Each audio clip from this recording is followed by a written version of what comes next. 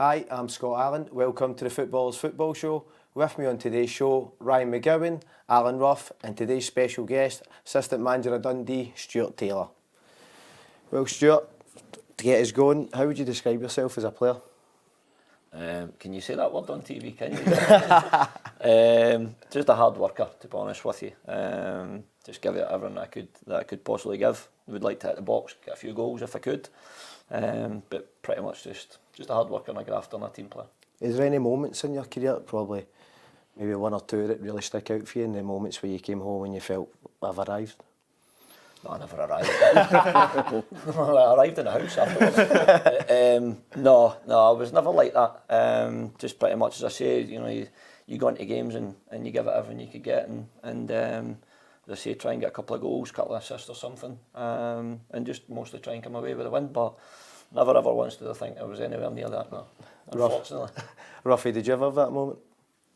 I think we all have it. No, I think we all have it when you're young, depending on what start. I mean, I was fortunate enough to get a League Cup final when I was 18, so probably then you think you've done it. But also the flip side of that is when you get a cup final, you think you're going to go every year, and you don't get another one for 20 years. So you just enjoy it when it's there. It's a good time to talk about cup finals, just waiting for your I wasn't going to jump in. But yeah, obviously that was a massive highlight, and I was only 21 at the time. So I think when you are so young and you do make cup finals or win things, I think you do think that's going to continue on and be for the rest of your career. But I was pretty fortunate enough to play in a good one early on. Because I think when you first obviously make your debut, because that's been the goal, obviously all of us have obviously came through the kind of same system, and when you get that first taste of professional football, you think that's you, and it's actually the hard work that kind of starts after that, and being consistent and making yourself a first team player. And you obviously being at Dundee, you'll see these young players come in. Obviously a lot of them have had a real impact in the side this year. What's that like, working with the players coming through now, and how do you compare that to when you were young? I think you try and use your own experiences you come through as a kid, as a player, and how did people treat you. Certainly there was lots of times where you thought, I wouldn't speak to a player like that. So you learn from that as a manager, as a coach, but also you learn from the ways that you get spoken and it influences you. So you definitely do that, but I think things are different now. People are different, and they react to things in different ways, but you find a way. I always believe you find a way to get to know the player first of all, get to know him as a person, find out what motivates him, and find a way that you can work to help to improve him. But there's lots of good players at Dundee at this moment in time. But I've been fortunate enough where I have worked with my coaching career a lot of good younger players that have been part of their development. So it's just using that experience and passing it on as you go over the years. Do you think coaching's changed much since you first started? It's improving all the time, definitely, and I think somebody's always trying to find that next level of expertise or something to specialise in. It might be in the coaching side, or it might just actually be something a little bit more personal for that person. And you're looking at the amount of things that have come in over the sports science, psychology, nutrition, have come in over the years. But certainly on the football side of things, there's different attributes and different ways that players can play certain positions as well. So it's just about putting another layer on it. Is it harder to keep the younger ones contained now? Because we see not just your club, but a lot of clubs bringing players in and loan. A loan player here, a loan player, and young players being natural going, I'm ready to step into that position. Why is there a loan player coming in? So how do you keep them all happy? That's the manager's job. That's what you're telling. So it's over you. Go and see the manager. No, obviously it is that one where everybody wants to play. We were the same as well when we were younger. If you weren't playing, you weren't happy.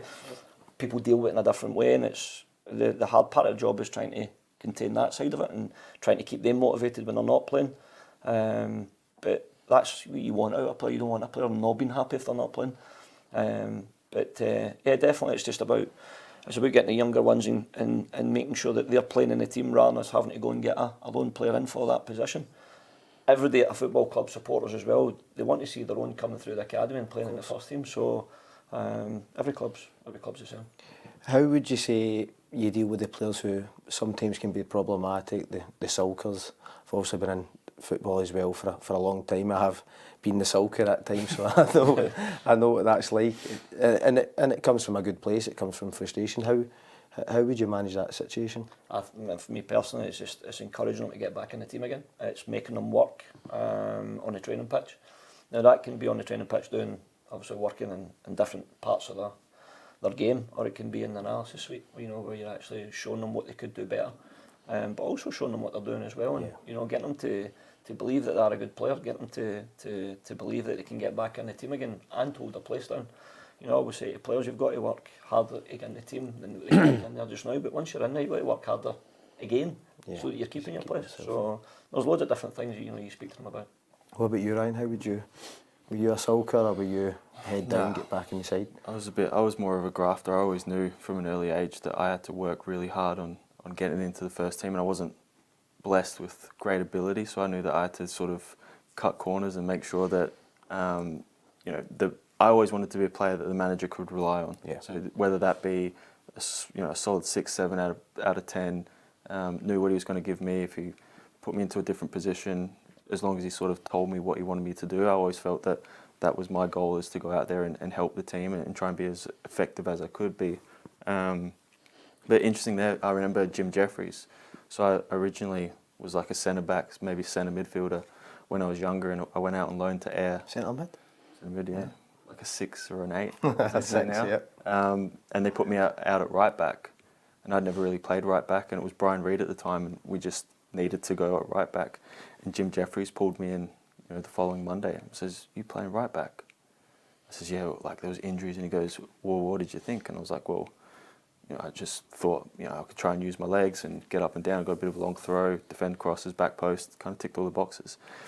And he's like, "I told Brian Reid to play you there because I feel like in the next couple of years that could be a position to get into Hearts." He's like, to get out, at the time I think it was Zaliukas and Webster and a few others were in front of me. He's like, to try and get into that centre-back line is going to be difficult. So to get your experience from right back, get you some minutes, get some games, and then we can shuffle you across. And he was one that took me into the analysis suite and said, "You've got great energy, you can get up and down the park, you're not great on the ball, so give it to your winger and overlap." And he was the first one that told me that just to keep overlapping and be the dummy run and allow the sort of technical players that room and space. And that's kind of how I started getting into the Hearts team, and then sort of progressed on from there. And I was fortunate enough that I played for Australia at right back, played a lot of times at right back when I sort of had never really played there until sort of first team at Ayr when I was. And you were just kind of chucked into the situation.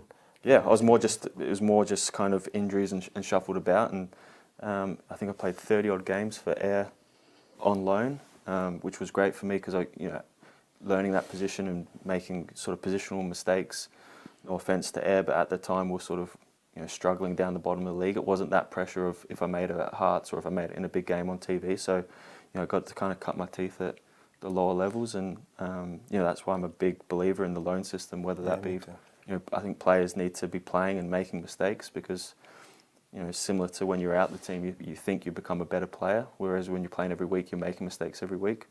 If you're not in the team, I think a lot of players forget that they do actually make mistakes, so it's better to do it. I think with that loan situation, though, when you do make the mistakes, it's having the trust of a manager to go the following week to go, "I'm going to put the young player back in," and maybe the guy who's had 200, 300 care games under his belt, he kind of sits in the side. That's which I think with a loan system you can struggle with. If you make one mistake, sometimes it's just out for 4 or 5 and then you don't get that. So it's having a manager who's going to have that trust and faith in you. It's also it's the individual as well, because you don't go through your whole career playing every single game, or very few players do that. So it's how you handle when you get dropped or when you make a mistake, that you don't go down in the dumps. The same as if you score a worldie or score the winner, you're not the best player in the world. You have to kind of keep a level keel, and I think that's probably the biggest thing with younger players today is they have one good game and all of a sudden they're on Instagram, they're on Twitter, and think they're going to get a move, and then if they have a bad game, they're on Instagram, they're on Twitter, and they think they're the worst player ever. So they just have to try and sort of keep a level head. And I think the biggest compliment you can give a long player is if they can play at a professional level for 10, 12 years, then they've probably had a successful career. Yeah, spot on. Stuart, for you, what would you say Tony Dockerty's strengths are as a manager? I think what he does is he works very well with the dressing room. I think he is a good bond with all the players and all the staff. Good knowledge of the game as well. And he keeps a real camaraderie about the place and real positiveness in the dressing room. There's a real focus about what we want to go and do in terms of identity at the football club and how we want to go and play. And he's great at going delivering that and going expressing that to the lads in the team. Yeah, I experienced him when I was a kid at Dundee United. I went up to train with the under 18s, under 19s reserves. He kind of done all of that at that time. And my first chance I met him was 15, and that was kind of the qualities I'd seen him. He was very welcoming with me. He made me feel part of the group. So I think you can kind of see that in his management style. Also for you, who was the manager that had a real impression on you in your career? Where were you happiest? As a player or a coach? As a player. I think I was always one that wanted to learn and wanted to know as much as I possibly could, because I always knew ultimately I wanted to go into the coaching side. I had a couple of good managers. I think Alex Smith was one that had great detail about, you know, when he played games and what he wanted to do, and going back to obviously Jimmy Bone we spoke about when he was at St Mirren. Jimmy was very much heavy-handed, and you know, it was a real tough upbringing. But what he did do is he taught you how to play football in terms of coaching wise. You know, they were the big part of the SFA coaching background, you know, back in the day. But one that was a big thing for me was Billy Stark, obviously. You know, what he achieved as a player, and going up to St Johnstone, but unfortunately got quite a lot of injuries there at the time and didn't play too much. But yeah, probably those type of players, managers as a player, but certainly big influential for me would be, you know, Paul Lambert was obviously massive into the coaching side and worked under him for quite a long spell down in different clubs down in England, and just the way that he set out his stall, the way he worked with people and what he wanted to achieve, and a real hunger and desire to have success. Was it difficult to get your medals out next to him? Well, there is a story. We went back. I was at Airdrie at the time when we got Celtic in the League Cup, and I keep reminding him that day because we won 1-0. We beat them 1-0. So I used to turn around and say, "What was your bonus? Did you get a bonus?" And then he went on to tell us obviously what he had with the different. Was it the League Cup and the European Cup and stuff like that? But I used to hit back. I've got 2 B&Q Cups if you get them. So that was one thing I had over him was that win bonus and 2 B&Q Cups. But I know, you know, just in terms of what he had, he was, you know, he had a great side of him in terms of, you know, personality and stuff like that. But he also could flip it around the other way, and you knew when you were working. You knew when you had to go to work, but at the same time you knew when you could have a laugh and a carry on. Yeah, I think that makes for a good working relationship first and foremost. Where did you get the nickname Stan throughout your career? Actually came from him. Came from him? Came from him. I was a kid. We were in. Everybody asked me that, and I turn around and I say, it's a long story. I'll tell you after. But actually, it just comes off the back of something happened at a game one day, and he turned around and said, "Stan the man," and that was it. It was nothing more than that. And it's just kept that way all the way through. And the only time I lost it was when I went abroad and when I went down to England. And it was him, he came back to me one day and he said, "I was speaking to so-and-so, I was up in Scotland," and somebody said, "How's Stan getting on?" I said, "Who's Stan?" I was like, "You gave me it." He went, "What?" I said, "You gave me it up in Inverness in pre-season." He was like, "Don't remember it," but that's the way that it went. It's always stayed. What about you, Ruffy? Any nicknames? Just Scruff, I think that was it. It's just Scruff, short for rough, you know. But just talking to managers there, I don't know about you, but I always feel that when you get a new manager, when he walks through the door, he's got to have that bit of respect, hasn't he? Mm-hmm. See if they've got that wee bit of respect for what they've done in the game, it gives them a head start, you know, because you want to do well for them, obviously. And I think we were talking about it earlier. I think managing now has moved on for the bygone days, and I think it's more hands-on now, isn't it? It's more the thing I notice more about the word that keeps popping up in football just now is mental health. Mm-hmm.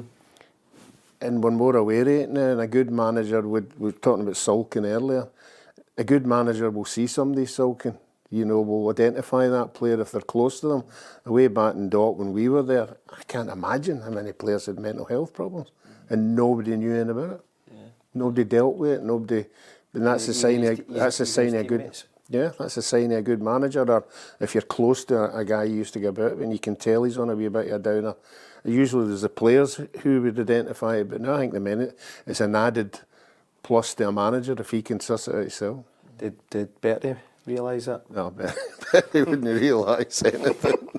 No, we were talking about earlier, some of the things they got away with back, but it was just a manager thing a wee bit. It was a bullying tactic that they thought worked, you know, and what they didn't realise, it worked with some people, but it didn't work with everybody. You know, they could do the bullying tactic on somebody who would go reverse rather than saying, "Oh, I need to buck my ideas up." So, but I think now we've moved on, and I think it's getting more professional. Do you speak about that? Sorry, Scott. Do you speak about that as assistant manager and manager? He needs a rocket. We need to be a bit softer with this one. Something's up with this one. Go find out. Does Tony do that to you, for example, and say, "I think something's up with Ruffy. Have a quiet word with him," or would he say, "I'll go have a quiet word"? How do you work that sort of? You you get to know your players. There's certain players that we'll have different relationships with. I'll do a lot of individual stuff and post-match analysis with the players, so I'll build a relationship through that. Sometimes you're looking at video clips, but he'll start telling you something else, so you get to know a little different side of the player. There's obviously players that the manager will be closer to than what I would be. So, and then you've got Scotty Patterson, who again he'll have a relationship with someone. Allan will be more closer with the goalies. So we'll kind of work it between ourselves, because at the end of the day, what's most important is making sure that the player excels and the player progresses and the player's fine. So we'll all kind of work it out and say, well, you've got a relationship with him, go and you have a wee word, we'll make sure everyone's okay, or you've got a relationship with him. And if it's not anything like that, then obviously the manager takes over and he has that chat with him. But ultimately, as you say, it's mental health, making sure that the individual's right and he's ready to go and train or perform, playing whatever it is. What would you say was the most difficult part of being the manager of Hamilton? Leaving. I'm not saying anymore. As simple as that? I left. That was it was a very, very tough spell, but you know, looking back on it, I went in there with a joint second bottom of the league, I think it was, and we finished mid-table. That was my remit, was to keep them up, keep them in the league, and go and build going forward, bringing the younger ones. And I think I can't remember the stats, but I think we were second youngest in the league, and with a team that was second goals, highest goal scorers, created chances and all that sort of stuff. So there was a lot of positives there, but no, it was time for me to leave, definitely. Did you enjoy being a manager? Would you say you much prefer being an assistant? I loved it. I had two opportunities, obviously one at Limerick and then another one at Hamilton, and I really thoroughly enjoyed it. Loved what we were trying to do and what we're trying to achieve. Absolutely, sometimes there's obstacles there that you can't move, and they're there no matter what. That's when it becomes a decision whether you want to stay there or not. But in terms of your philosophy and your style and your ideas, and it was great putting into practice. But I enjoy the assistant things as well. I mean, it's who you're working with is most important for me. As I say, my assistants my assistant jobs were always with Paul Lambert, and obviously with Tony Docherty now. Had a short spell with Mackay up in Ross County, which was brilliant. So three good people that I've really enjoyed, and people want to pigeonhole you this or you that, or I'm not really anything like that. I just enjoy football, and I want to better myself. I want to better the football club I'm at and the people I'm about. Whether that sounds cheesy or what, it's just the truth. I just enjoy it. I would say I'm on the same kind of wavelength for that. I think when you're involved in football, especially growing up in Glasgow and that as well, for me, and obviously not the same for Ryan, I think it's just part of the DNA here. You Absolutely. Just always want to be part of it. Absolutely. Do you have any stories that would bring a smile to your face from the coaching days? Coaching days. I don't know if I can do any on here, but I do want to slag, I do want to slag wee Tam. In fact, I'll tell the truth. I signed wee Tam over at Limerick, and I've known Tam for years. But he was coming back from America, and I says, "Listen, I'll bring you in, and he'd be that experienced one in the dressing room with a really young team." And so I said, first mistake was that. First mistake was picking up the phone to him. No, so I signed him and done the deal and everything like that. And I said, "Look, my family are way back home for a couple of days. Come back and stay in Mines until you get your accommodation sorted, rather than going sitting in a hotel and being lonely and being bored." Jeez, 2 weeks later, the kids were in the house. "Dad, who's that? Who's that?" Wee Tam thought it was all inclusive. I had to go back and check his contract. I says, "Tam, you're not inclusive. You're only here for a couple of days." 8 is out, house and home. Everything in the fridge. He was going up at 2 in the morning and raiding the fridge, and the kids are coming down. "Where's my packed lunch for school?" And I'm like, "The lodger's gone." But No, he was good for us. He was a good laugh, good about the dressing room, and actually did well on the pitch as well. Because it isn't interesting when you become manager and then you want to bring someone in who obviously you've played with and you've got a good relationship with. Is that awkward when maybe they don't perform for you on the park, or can you have the honest conversations? I think you've got to. If you, no matter what player you bring in, I think you've got to have that relationship that you be honest. Because if you don't be honest, then you're going down the road of the line and you always get found out. So it's just about being honest, but being fair. And you bring good people in, they know themselves if they're doing it right or not doing it right. But Tam did very, very well over there, and unfortunately I have to say that I have to bum him up at some point. But no, so it wasn't a case of telling Tam, right, time's up, time to go. No, I was really looking forward to turning and saying, listen, you're in the stand today. But that never happened. No. What's your attitude to passing out from the back? Obviously we see it in the modern game now, a lot of goals for and probably more goals against. You're going to slaughter me here. I like playing out from the back. I think it depends on the players that you've got. I think it depends, and I will say this before we spoke about it earlier on about what formation. Players pick their formation. Players also pick their style of play. If you get players that can play out from the back, why would you go and lump it forward? If you've got a small striker up front, you're not going to go and lump it forward. But I think it depends on the players you've got. My style that I've always tried to put forward when I was a manager, or I was fortunate enough working with the managers that I have been working with. If it's there to go and play out from the back, go and believe in your players and trust your players and go and do it. But it's about having a plan B as well. Sometimes you've got to adapt. Sometimes you have to go and play forward and then play up and further up the pitch in second balls, and then go and play in certain areas of the pitch that you're going to get success. So it really depends on the players you've got and the players you're playing against. What about you, Ruffy, passing out? I think there'd be panic stations in my year. If I was to build up for the back with some of the defenders I had, the only person... Even with Allan Hansen? I'm just going to say that. The only person I would feel comfortable would give it to Allan Hansen, because he was so far ahead of his time. It wasn't real, but you need other people to join in. It's not just about one person. Me and Peter, we went to see a game. I'm sure Peter will remember. It was at St Mirren at Love Street. We were doing a commentary at it, and Jim Goodwin, for some reason, was in at centre half. And the goalkeeper rolled the ball out to him, and you could see the fear on his face. It was what am I going to do now? Because everybody was swamping him, and you could see then. And I'm going, God, this must be the way ahead. But as you say, you can't do it if you've not got the players. We went and saw Man City, the Man City Champions League against Celtic, and they were passing it about to each other in the 18-yard box. Freely comfortable, no panicking, But I think when you do it, you've got to be somebody who's confident enough to say, give me it. Do you think the crowds affect that in this country? Yeah. I actually do, yeah. And I think actually when Gerrard Rangers won the trophy, I actually think it helped him actually implement that style of playing out from the back. I remember one game, it was a European game, was it Lyon? I think it was. It was a French team anyway. They played at Ibrox, and they were winning. I think it might have been 2-0, and Rangers played out for the back, and they won it back, and then they nearly scored, and then they played out for the back again, and then they scored. But then the next one they went to go and play, and I always thought, if that was a full stadium, would the crowd be going, woo, get out of the park, and then that would maybe influence that. So absolutely, the supporters do influence it. What about you, Ryan? You ever looked up and went, I'm not going to give it to him?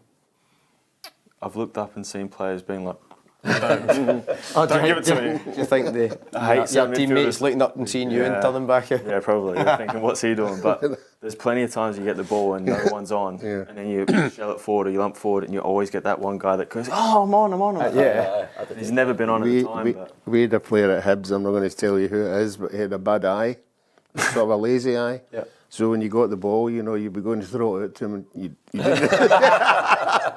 It's you wanting this, and he's not wanting it. But he was a good player as well, but I'm not telling you who it was. Try and work it out. So with that in mind, the Dundee derby, what was your thoughts? I thought it was a really entertaining game. There was loads and loads of penalty box entries. Obviously both teams have got long throws, so we work a lot on set pieces as well. So it was opportunities to try and make the most of that. I think it took, as most derbies do, it took about 20-25 minutes to settle down. But I thought it was a really, really good game from both sides. We were obviously delighted that we won the game, because Dundee United are a very, very good side. They're very well organised, and I know Jim well, and I know how hard he works at it. But they're the third best team in the league at this moment in time. That's where they are in the league. And we knew it was going to be a tough game. Thankfully, we were off the back of the Celtic and Rangers Yeah. games, which gave us a lot of confidence going into it. But it was great to get that derby win this season. I think watching it, you've seen a lot of different sides to your side. How pleasing is that? I think from a coaching point of view, and the managers mentioned that a lot as well, that there's different players with different attributes. It allows us as a coaching team to go and play in different ways. Not being that one-dimensional, where it's like certain teams you know how they're going to play. They don't have that plan B, but they're just very good at what they do, so they don't need a plan B. Yeah. But it's good that we've got that option to go and change formation as well as change playing styles as well. Obviously, losing someone is a leadership quality in your group and a really good footballer, and Luke McGowan, and now obviously guys like Lyle Cameron being linked away. Is that difficult to then try and find players to replace him, or at this moment in time, obviously Willie was keeping them focused in the job in hand? Yeah, he's a very good professional. Same as Luke was as well, with all the chat that was going about with him moving on. Two real good professionals that stayed focused, stayed dedicated to the club, to the team, and it really didn't affect any of their performances. If anything, they probably get stronger with it, and that's credit to them as individuals, because it shows the professionalism and the mental strength that they've got, because it is difficult, and you've been there yourself, where there's attention being taken. Not as much as maybe Scotty. But there is attention elsewhere, and the mind can wander. At that point, you usually say to players, just concentrate on your game and just do two things each half that are good. And they're the two things each half that people turn around and go, that's enough to win you man in a match. Yeah. People think you've always got moments. It's key moments. Doesn't necessarily have to be that wow factor. It can just be two. It could be a goal, it could be an assist, it could be a great tackle or a good defensive action that you're doing. But just staying focused and staying level-headed. In terms of you, from playing and as a coach, who was the best players for you that have stuck out that you've played alongside, and from a coaching point of view? Playing alongside that's a long way away. Try to go back now.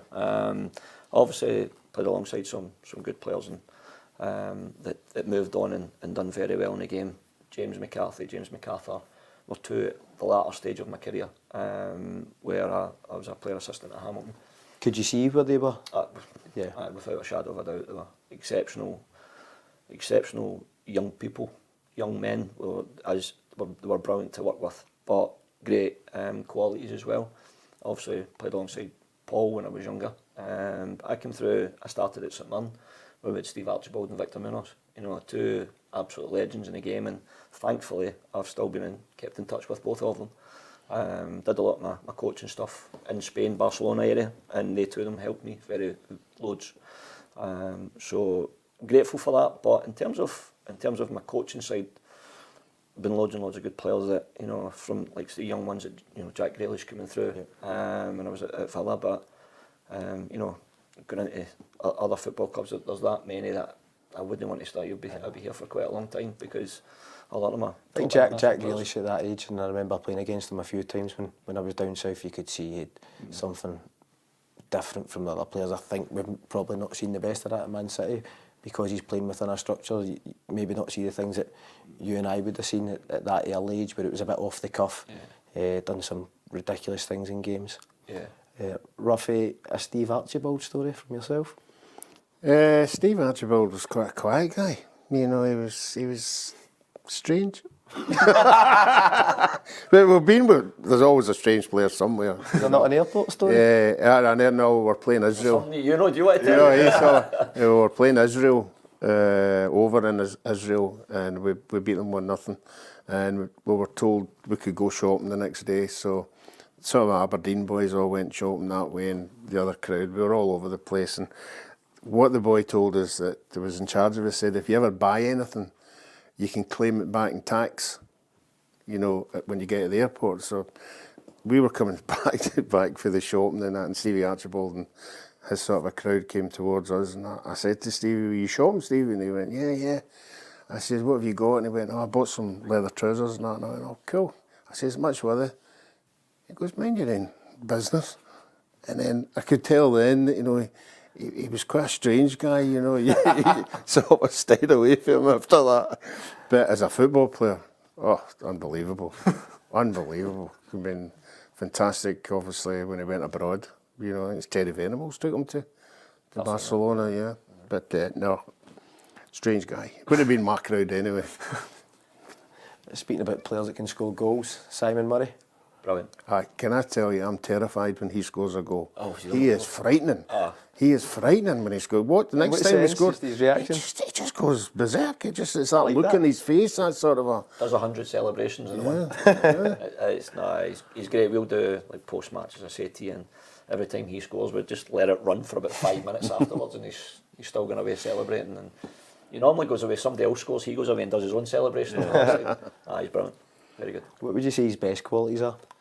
His energy, enthusiasm, his work ethic, his focus to the game and his detail, and obviously goal scoring. That's what he is. He's a striker, and his finishing is very good. Yeah, I think he's one of them, isn't he? Even if he misses a chance, he'll be in again to get the second one. He's always been like that. Yeah, he was a young boy at Dundee United when I was there, and as soon as he came in, he was just so enthusiastic, but just so wanted to become a better player. And because he'd come from part-time football to full-time football, sometimes you see young boys, I think they've kind of half made it. He was one that was like, I want to really kick on, and I knew from the moment after maybe a week that he would make a career. Like what we said, he would be in the professional game for 10, 12 years, and all credit to him for doing that. And I think he's added to his game as he's got older as well. Yeah. He can drop in, link, spin. His link-up play's got so much better from when he was, he was a rough diamond when Jackie got him from, I think it was Arbroath at the time, but I think that's probably the best thing. I think when you look at the game, you just see his kind of all action and running the channels and being a nuisance, but when you actually, sort of put the microscope over him, his touch and his link-up play, and he makes such good runs at the right time, and I think he's a very valuable asset for Dundee, that's for sure. I certainly wouldn't like to play against him, that's for sure, because he just keeps going. He's constant. Ruffy, do you think strikers who can hold the ball up's a dying breed? Well, I think it depends on what team you're playing with, what style you're playing. I mean, Celtic, for a perfect example, like to get the ball wide and they like to put the ball in quick, and the striker that they've got to the success is because he's half a yard ahead of everybody else. It depends on what kind of style of play you're playing. In the olden days, it used to be hit the striker holds it up, midfield go and support, and then you build up for the end. You don't see that so much now. I think Celtic's an interesting one, especially with Kyogo, because when you think about somebody holding up, you think of a big body, obviously powerful, but Kyogo, he'll start on the defender and then he maybe get himself 2 yards that will come in, he can link first end. That for me still holding the ball up. I think maybe a little bit in this country, but you think of the typical target men from back in the day. I think Kyogo's a perfect example of kind of being a complete striker for me. I don't know what you think of that. Yeah, I think he's ahead most defenders, but I think as the seasons have went on, I think teams and players have adapted to try and nullify what he's good at, and I think that's why he's not scoring as many goals as what he was when he came here. But he certainly, the way they've got him playing just now, dropping off, must be a problem for defenders because he's so quick. But I know what you mean, the big striker. And I think the game's moved on now. You don't see so many balls getting fired into the box and the big striker going up. Everything's on the deck. Everything, if possible, is played on the deck at pace. I think it's the opposite. I think there's not many strikers that come through that run the channels or run in behind. I think everyone's getting so used to like the Man City and coming short and the false nine. I think young players now, especially when I go watch games, very rarely do you see a striker coming short and spinning in behind, or the wingers making those diagonal runs. They want to come in and get on the ball and score that sort of perfect goal. But that was something when we were coming through, and Stuart will probably be the same, but in training you always done the opposite striker movements when most teams played with two up front. You've done a lot of crossing and finishing. That is kind of dissolving out the game. It's definitely with the training. I don't know about you don't really see a lot of that stuff anymore. Yeah, I think it's trends, isn't it?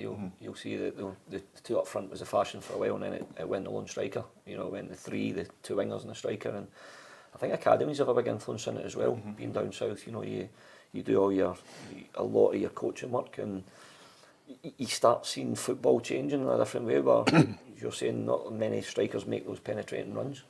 Just like centre backs, they're not as good in the air as what they used to be. Probably not the thing I should say, but Centre-backs aren't as strong in there as what they used to be back in the day, where it was, well, what's the centre-back's biggest quality? It was winning the ball in the air and he's aggressive. Now you're looking at centre-backs, what's the biggest quality he's got? He's very comfortable on the ball. He can play out at the back. Can he switch it? He's quick. He's got diagonals in him. And then you're turning and saying, well, where is he good in the air? You know, he's further down the line. But it's, again, I think academies have got a big influence on that. What would you think of the overall standard of our game, from obviously out with Celtic, who are so far in front at the moment? How would you see it?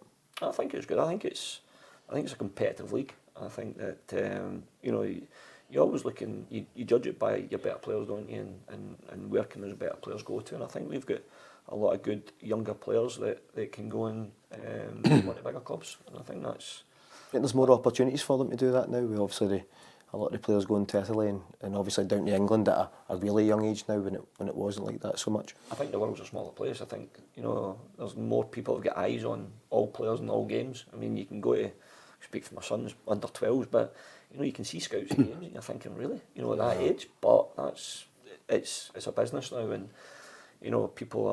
clubs are wanting to find out who's the next best player that's going there and keep an eye on, keep tabs on them. When they get to a certain age, they come in for them and they take them away. That might be down south, it might be abroad, it might be bigger clubs here.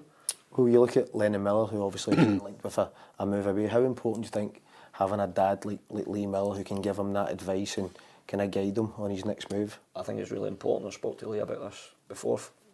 I'd played alongside Lee at Falkirk when I was younger, and again, someone who's really focused in the game and really good attitude. He's going to pass that on to his son, and he's going to give him that advice. And I think they've done the best thing, is staying at Motherwell and getting those numbers up, playing those games, getting that experience. And I always say to younger players, when there is attention in for them, go and play your games and then go as a first team player. Don't go as a young player that's going down there and maybe playing in under 19s or under 23s. Go as a first team player, rack up your numbers here and learn the game here, and then go. And it should work out better for you in terms of contract wise, and obviously position going into that new football club with the experience behind you and people knowing he's got something and looking forward to playing with you. Is that similar to the situation with obviously Lyle Cameron at yourselves, where you've had the speculations, you're saying, listen, get another season under your belt, you'll be a better player for it, and then get your move? I think it's advice, as I say, you give to everybody, and you say to them to rack up the numbers and rack up the games rather than leave here, or leave the club you're at with 5 games, 10 games under your belt. You've not learned anything in the game really at that young age. Rack up 100 games, rack up 150 games, and go to that next club as a more experienced player, and go to that next club where you've got a better chance of fitting straight into the first team and going playing there. That way your career will kick off. Yeah. See hindsight, have you done that? Yeah, but I've obviously spoke on it before. I genuinely did want to stay at Dundee United at that time. It's just other factors then led to having to move. Yeah, but I'd said previously I wanted to sign a new deal at Dundee United. It was just you wanted to get that 50, yeah, I did, games, yeah. And if you flip that, Stuart Armstrong stayed an extra year and a half. So did Johnny Russell, and they went on to bigger things than I did. Whereas I went down there late. Flip that and say, well, I'd played 20 odd championship games by the end of that season, which you would probably regard English Championship of a level above. So it was just then afterwards you look back and say, maybe I should have stayed for another year. You're just looking for advice, aren't you? That's it. Sensible advice. Yeah. I get sensible advice at Partick Thistle with Dave McParland. I was 20 and Man City came in to sign me and he said, look, it's not the right time. So I racked up 640 games with Thistle before I go to Hibs. I think on the matters though, I think it is really hard to make the right decision in football at that moment in time, because so many things can change, whether that's a manager leaving, injuries. It is very hard to make a right decision. And every move, there's an element of it as a chance. It might not work out for so many different variables that, you've got to try and weigh up as much as you can, and sometimes the better choice is actually to stay at the club you're at, where you're happy there and you know what the club's all about. The management team, the other players, the dressing room. So it's a big decision to make. So what would you say the ambitions are for Dundee this season, obviously after the back of a great season last year? Yeah, I think, we spoke with the manager and the background team staff, and we sat there and we spoke about the successes of last season. It was fantastic. But bear in mind, with a lot of loan players, because myself and the manager went in, there was 3 signed players and one of them with a broken leg. Wow. So you're going into the following season, I think there was maybe something like 9 or 10 loan players. See, in that situation though, where you do have 3 players, can that work in your favour though, because you can get as many players in as that you want, instead of having situations where Hibs have got like a follow-up of 2 or 3 managers ago, players still in the building? Do you think that helped you? Absolutely. I'd always been on that. That's what I'd said to the manager at the time. I was like, brilliant. And he looked at me and I was like, everywhere I'd been before, I'd always went in and inherited the dressing room. Yes. And that's got its different positives and negatives, So we were going in there and the manager had the opportunity to go and sign the players he wanted, that he firmly believed that were going to be good enough. And he made really, really good calls, and I would say on them all. But this season was a duplicate of the season before, where there were so many players who were out of contract in terms of the loan players going back. We tried to tie up other players as well.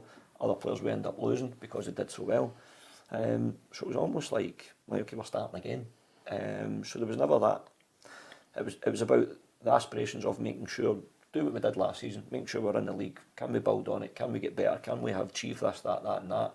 Set our targets throughout the season as we did last year, and just making sure we achieve them along the way and concentrating on the process rather than the end goal. Obviously, we've spoken about Lyle Cameron. Adewumi, where do you see him in the future? Burnley. It was something where we'd obviously there's a relationship with Burnley, and they've been fantastic with us, and we were speaking about him a lot. Probably around about this time. Burnley obviously brought him, signed him, and we're sending him up to us on loan. We just couldn't give in early enough, and by the time the deal get done. But thankful that it went through and we got him in, and it just took a wee bit of time for him to understand the cultures in this country and the playing style of the country and how we work as a football club, and get him to understand all that. And then it was just drip feeding him in to taste it. But he's been absolutely superb. Yeah, he's been fantastic. He's been brilliant. Do you think that's a route you think a lot of Scottish clubs will go down, the tie-ins with clubs down south? Seems to happen more and more. You've always got Hibs with Bournemouth. And there's a few others as well that are going down that road. So, yeah, I think if it makes the Scottish game better, then why not? Is there excitement around the place about obviously the new training ground and the plans for the stadium? Yeah. The stadium's, there's been a lot of hype about it and speaking about it. I don't know when that's going to start, but we're really looking forward to the training ground being built. The club have improved the training ground where we are at this moment in time, so that's great for this moment in time. But we're hoping to get into the new training ground next season, and it takes the club to another level. Well, when I was there, I was still getting the minibus down to Riverside and the thing, so having that basis. Yeah. It's a selling point as well for the club to be able to bring players in and say, this is where we set up every day, this is where we're going to train, this is purely ours, you can do this and this at this times. It is a massive selling point that I think a lot of people don't understand, especially for a player. 100%. When you're looking at we're talking to bigger clubs down south and getting the younger ones like your own Becks, and we've just done Amari Samuels, and last year we've done a few as well that you're saying to them, this is where we train, but to actually have it as it's yours, you own it. It's a great selling point. We can sell where we are just now. It's leased, but that's fine. But just having somewhere where you can bring them up, show them around, sit and have a cup of tea, yourself, bring in the family, all that sort of stuff, and saying this is our home, this is where we work from, this is what we do, and it's going to be a massive selling point. What about for you, Ruffy, training grounds? We had nothing. Absolutely nothing. I don't mind admitting that. Even at Thistle, we used to go up the local park, and put jerseys down. It just shows you how not organised at all. Even when I went to Hibs, we had nothing, nowhere training. Used to just travel about every day. Did a normal training day look for you? Well, normal training was, the guys will tell you, it's more about the banter and getting to the training ground. If you're in a minibus, the carry on, you having the laugh and everything, and that bonds the team together when you're travelling together. But the training was, you just got on with it. Basically that's what it was. It's not your choice. It's the position that the club were in, so you just had to go on with it and just enjoy it. Stuart, the best bit of banter on or off the park that you've been round in football? Best bit of banter, geez, that you can say, a PG one? Honestly, It's a horrible question. That's a horrible question. You put me under pressure now, because if I don't say it, I sound the right bloke. You need to give me time to think about it as well. I've got a Willie Collum one. I think I've said it before. Right, we'll hear it again. It's from a referee, which makes it even worse. So, I was at Dundee United at the time, and Willie Collum had just done a big Champions League game. So it was during the week, and we were playing Celtic. It must have been. I think he was at Real Madrid doing the game during the week. So then he had us on the Saturday. And did a tackle, and it was a foul. And anyway, I was like, "Fucking hell, Willie! I can't believe that you managed in the Champions League. Like, cannot believe it." And he just turned around, and looked at me, and goes, "Can't believe you played in the World Cup." And I remember a few boys heard it, and I just, when you're just looking at him, just being like, "Oh my God, I can't believe I've actually been done not only by a referee but by Willie Collum of all people." So that was one that every time I see Willie now, I always bring it up, and he always just. It's so sharp. It's so sharp for him. So sharp for him. I didn't even think he knew that. So yeah, he's got a little soft spot for him now. Any stories from referees? Tons. No referees. Well, the best banter I always had was my dad. I'm sure your dads were the same. They went to every game he played in, and when he started playing for Scotland, him and Gordon McQueen's dad used to go out together. They used to meet up and go for a few beers before the games. And we were playing Holland at Hampden, and I don't know if you remember it, Hampden. It used to be a wee ducat that you left the tickets, the comps, in. So Jock Stein was the manager, so we're in the dressing room getting ready, and Jock Stein's going through his thing, and next minute the door goes, and the wee security boy comes in and he says, "Allan, your dad can't get his tickets. He can't find his tickets." I said, "There's nothing I can do about it. I'm getting ready for the game." And he said, "All right, okay." So we're right into the team talk now, everybody's stripped and everything. Next minute the door opens, my dad picks his head through the dressing room door with his tartan tammy on. "Still can't get the tickets." Jock Stein says, "Well, go out and get your dad's tickets. There's more important things in this game that's coming up." Things like that, you wouldn't even get away with that nowadays. You know, your dad hanging about the dressing room. Speaking of dads, obviously a charity that's close to your heart, Alzheimer's. What is it you're doing, and why are you getting involved? So it's a charity match. It's going to be Scotland against the rest of the world. It's going to be at Falkirk Stadium on the 2nd of March, 1 o'clock kick-off. And I'm doing it for the reasons, I actually left Hamilton at the time. I was out of work, so I was taking a little bit of time to, spend with the family and stuff like that. But my dad passed away in 2021. And I thought, I'm big in giving back and helping people and doing as much as I can. And I thought, what can I do for Alzheimer's? Because they were very good for my mum and for the family. So I went into Henry Simmons, who's the CEO at Alzheimer Scotland, and just, had a chat with him and asked if I could do something, and we rustled up and said, "Well, I'll try and organise a game." And so that was about a year and a half, 2 years ago, and here we are now. So we've got a game coming up, and really looking forward to a lot of big names involved in it, and it'll be great for the awareness of the illness. It is becoming a lot more prominent in the game now. What would you like to see change to maybe help people facilitate this? I think obviously helping the people with the condition with illness is the most important thing. But one thing I noticed as well was that how much it hits a family. Even just respite for the partners or the family members that are looking after them was really important at the time for my mum. It's just trying to kind of get as much awareness for it, and it's not really about yes, obviously raising money to help the charity, but we don't want to be in a money thing. It's more about helping the awareness for it and helping out as much as we can with anybody that's unfortunately suffering from the illness and their families. Who have you got playing in the game, and how much will a ticket be for people? Well, it's £5 to get in. I've got a wee silky number 10, and Peter Martin's going to be playing. So we've also got... Not for the rest of the world team, surely. No. Some great names, and you've put me under pressure. I'll probably forget a few, but we're going to feed that, announce it as time goes on. But like I say, Paul Lambert and James McArthur, Frank McAvenny, Sanjeev Kohli for Naveed for Still Games going to be there. David Brophy, who's the Commonwealth boxer, he'll be there as well. Played with David Brophy in the youth team. Did you? Yeah, youth team at Dundee United. Is he decent? Aye, he's physical. As you can imagine. As I was saying, we've got Martin Bacall, he's a heavyweight, he's going to be fighting the rest, he's going to be fighting, hopefully he's not going to be fighting, he's going to be playing in the rest of the world team. So a few lads are turning and saying, don't want to be picking him up at corners or anything like that. Yeah, so Allan McGregor, Lee McCulloch, for the Scotland team, rest of the world team. People coming up for down south, Rudy Gstead, Stephen Hunt, Stephen Ward, Dave Edwards. Russell Martin's going to be coming up as well and playing in the Scotland team, as well as his assistant Matty Gill with the rest of the world team. So there's loads and loads of good names coming up, and yeah, we're really looking forward to it. But there's a few more we're going to announce, because Graham Souness is a manager for the Scotland team. Oh, brilliant. So we're going to hold fire with who's a manager for the rest of the world team, but yeah, we're getting there. And Ruffy getting an invite to the gala dinner? Oh, I'd love to go. Come and see it anyway. It'd be brilliant if Peter Martin's playing. I wouldn't miss that in a minute. Well, we've got wee Tam McManus, he's on the bench. In fact, he's in the squad. We're just going to keep him on the stands. But no, we're really looking forward to the game, so it'll be good. And you're having a dinner at night? We're having a dinner at night as well, so that's going to go back to the Radisson Blue in Glasgow City Centre. And there's tables going to be going on sale just as the tickets are for the game. They're going to be on the Alzheimer's website, but we'll stick links on for that. So yeah, the table at night for the meal is going to be, obviously Peter's going to be hosting it. There's auction items going to be there as well, and John Gagan's going to be doing after dinner speaking, so it'll be a great night. Stuart, thanks for being our guest today. Thank you. Thanks as well to Ryan and Ruffy. That's all we've got time for. Thanks for watching.